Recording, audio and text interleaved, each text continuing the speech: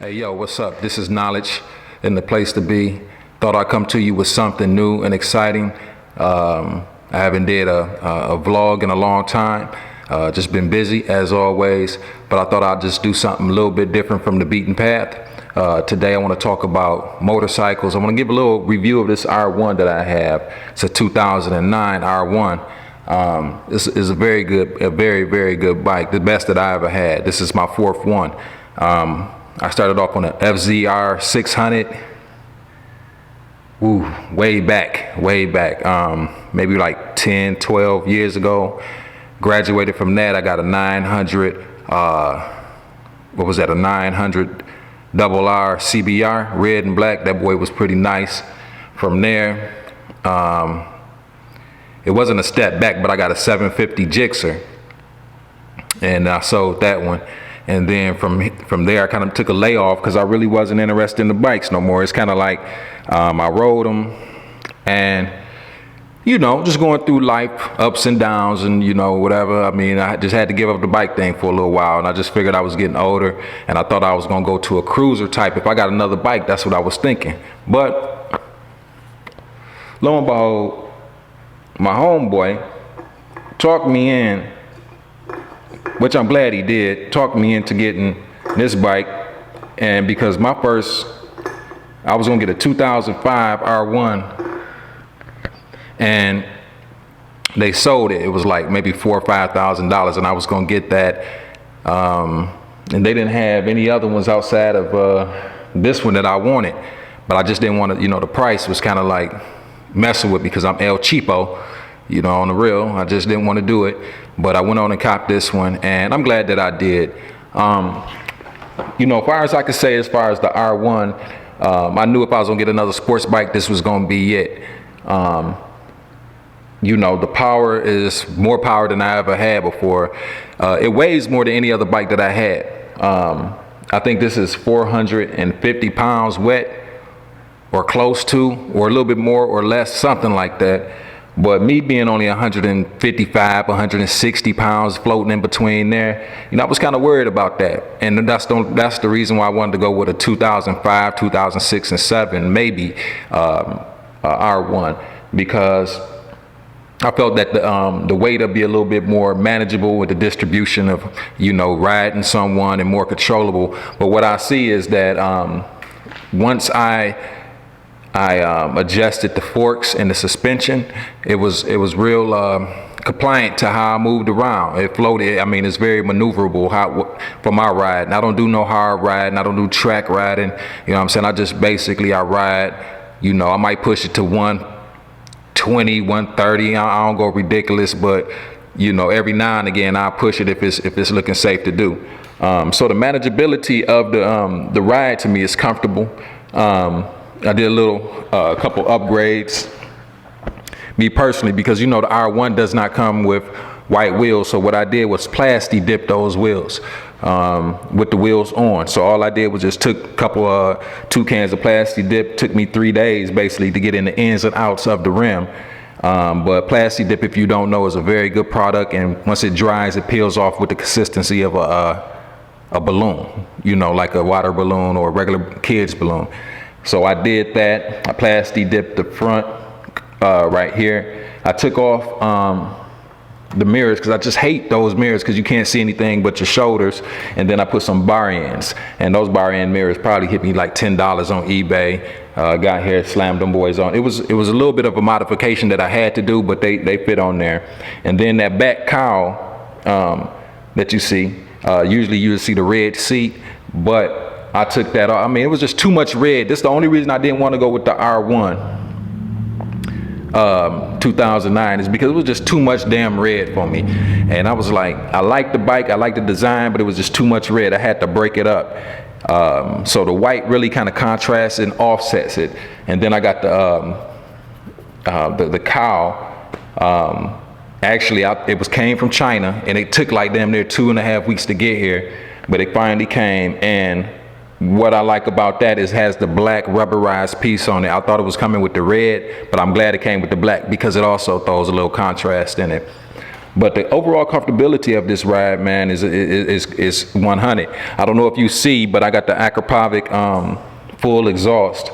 That's how it came. I wasn't gonna go and spend a whole bunch of money on no exhaust. I was just gonna get some slip-ons or something like that.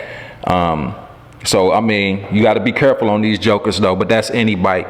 So as far as my review, it ain't gonna get technical because I'm not an engineer. I just know how it feel to me. It feel good. Now going to the part of, I hear people talking about, you know, first bike, what should it be? Should it be a 250, a 350, a 500, or a 600,000 liter bike?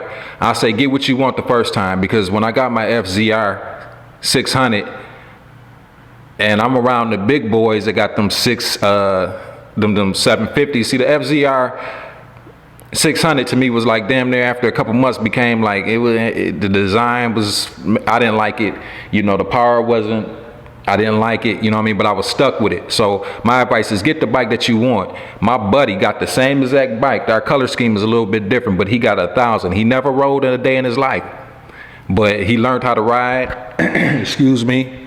He learned how to ride in less than I could say he learned how to ride in less than a day, you know, outside my crib. We went up to our local high school. He went out there, learned how to you know, mess around with his gears. Next thing you know, shit, he out here on his own. He doing his thing. You know, I mean, I told him my advice as far as what to respect and what to look for, and I mean, he's doing it, and then he's learning on his own. You know, I say get the bike that you want, you know, because you're gonna ultimately wind up spending more money and time searching.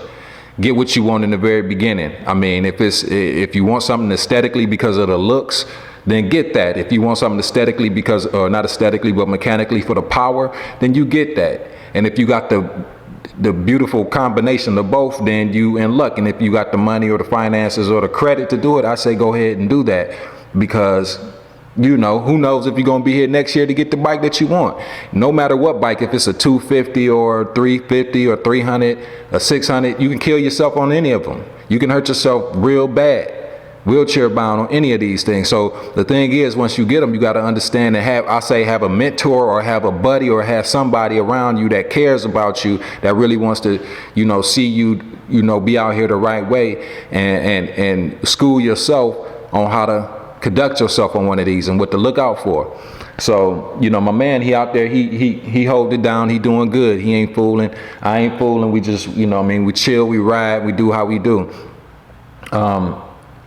Something that's very important is gear when you get one of these bikes too, man. I mean, when you ride, Michigan done passed the law where you don't really have to wear a helmet if you over 21. Now I see a lot of, you know, mainly people that don't wear the helmets I see are really Harley riders or the cruisers. Me personally, I thought about not doing it because, you know, I'm like, damn, I want to get one of these designer crazy helmets with no front on it, and pilot helmets with detached. And I just thought about it. I was like, nah, I ain't gonna do that. You know what I'm saying? Gear is 100%. Wear a helmet. You know, this is my advice to you, my opinion, but it's, you know, it's gonna help you out if anything happens. Get you a nice helmet, man. Get the design that you want. Don't make a difference if it's 100 to 3 to 4, 5, 600. As long as it's DOT and certified, excuse me. If it's certified, that's what you get. You know what I mean? Make sure that it's certified. Make sure that you got you a jacket with padding in it, hard shell padding, just in case of a fall. I say leather preferably, but they got leather mesh intertwined as far as breathability. They have also, what's the other, textile jackets. Those are good, but make sure you have some padding in that. So I got those two. Also with your pants, you know, I see a lot of cats or people wear shorts too. I mean, that's not wise to me. See, these types of things I would have did when I was like 22, 23, thinking I'm invincible. But I can, you know, growing older and seeing what happens to people, I'm not gonna do it. You know what I mean?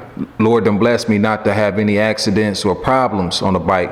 But if I happen to do or have one, I want to make sure I did my part to be protected, because you can't, we in a day and age now where, like when I was riding 6 or 7 years ago, excuse me, 6 or 7 years ago, you didn't have people riding around texting on their phones like they do now. You know, so I mean, now you got to be extra cautious in what you're doing. I say get you some, always wear pants, but they have Kevlar pants, they have riding pants. I wear regular pants. The pants that I want is some Dainese D1s, they Kevlar, and they have some padding in it. But what I use basically is just regular pants, and I wear knee armor and shin armor protecting, and also have, I think is a Joe Rocket, something type of underwear. You slip these on over your underwear, and they got hip protection and they got tailbone protection. You know what I'm saying? I'm just to the point now, like if some shit happen and I go down, I don't want no broken bones, I don't want no road rash, you know. Also on your feet, I recommend not wearing regular tennis shoes, but you know, you do what you do. I recommend, you know, you get you some actual riding shoes. I got some Joe Rocket. They're not a boot, but they're a boot shoe, basically, or a riding shoe. And they come up, they give, you know, sufficient ankle support and protection. Also, toe protection, side toe and heel protection. And, you know, where if a bike falls on it, the shoe wouldn't bend. So, I mean, it's a couple other more pieces that I really want. I want some not armored pants, but some Kevlar pants, but I haven't seen the exact ones that I want yet. So having a bike, man, comes with a lot of responsibility. You know what I'm saying? You just don't get done spending money once you buy the bike. You know what I mean? You got to make sure that, you know, you protect it, because you know, your best investment, not the bike. But overall, I say, you know, if you're going to get a motorcycle, just learn, you know what I'm saying, obey the traffic, you know what I'm saying, keep a watchful eye, be, you know, almost a defensive driver. You know what I mean? You got to have eyes in the back of your head. And, you know, especially if you're carrying somebody on the back of these, you got to really know what you're doing. So, you know, be cognizant always and all the time what you're doing. Don't be on here drinking and driving, you know what I mean, high signing, you know, you going out, whatever, and trying to do wheelies, and that ain't your thing, then, you know what I mean, don't do that. But on the most part, you know, just be out here and make sure that you protect it. And if you got somebody with you, protect them, you know, and, you know, protect others while you're out on the road. Because you're very vulnerable when you're on one of these things. But the R1, man, on the strength, I mean, I look at Ducatis, I look at, I knew what I wanted. I knew I was gonna get an R1 regardless of what they had in the showroom. But like Ducatis, Apparellas, or whatever the name of the other ones, I just purely like the design of the bike. The thing that I could do, I ain't gonna say without, but I wish the headlights were just a tad bit different, or they had another, the 2009 and up. I wish they had just another light right here in this fixture. But, you know, it's smooth to me. Also, this had 3 standard modes, aggressive, standard, and like a beginner mode. This is why I say you can go ahead and get the bike that you want, because all these new bikes now are really coming with different modes. They come in with standard, and they come in with aggressive mode, and they come in with basically a beginner mode, I guess. And these are just like on the clicker thumb. You can click these and put these settings on, and if you go with the beginner mode, it's really cutting the power of the bike down 50% or so. So instead of riding a 1000, it feels like maybe a little bit below, maybe a 600. You know what I mean? Or maybe a little bit slightly below that for our throttle response. You put it on standard, it's just basically, I put it in a 750 category, a meager 750 category. And if you put it on aggressive, then you get in the full throttle of the R1 or the Gixxer, or the Gixxer 1000 or the 750, whatever the case you may have. But if it comes with one of these modes, that's what I'm saying, you might as well get the bike that you want, because the technology is coming on these bikes, man, where it's making it friendlier for a person to go ahead and get what they want on the first go around. So I plan to stick with this for a little while. You know what I mean? God bless, you know, keep me on 2 wheels. I've been watching Cycle Cruiser for a long time. I mean, for the last 2 or 3 months, then actually helped me kind of pick up some tips on what I should do. Even though Cycle Cruiser has not been riding as long as me, it's always good. You can always learn from people, and his experience are different from mine, you know. So plus he has a great channel. So Cycle Cruiser, keep that up, man. You inspired me to actually do this. And subscribe to my channel. Also, you know, looking at a couple other guys' things as far as pages, but I believe, you know, a R1 is the way to go. You know what I mean? I think that, you know, is it probably the best bike? It depends on what you consider best for you. That's what it comes down to. Actually, the look fits me, my personality. You know, I thought it was going to be too heavy for me, but everything on this bike fits me. You got to think the guys that race these bikes are not huge guys. So, I mean, they a little bit bigger than me. So, if not the same size. So, these bikes are not made to, you know, if you're too small, I mean, don't feel like you're too small. Just have some kahunas and get what you want. Also, I guess one other thing that I can point out about this bike is, you know, cornering is pretty good. Out of all the bikes that I had, out of the 600, the 750, the 900, this one to me, it just seems a little bit more nimbler. Maybe because it's a newer technology, I don't know. But the dynamics of this bike is better than what I have had previously. I say my next bike that I really loved a lot was my Gixxer, and then from my Gixxer 750, I'll say the 900 CBR. I'm really not a big fan of CBR. Let me check my time.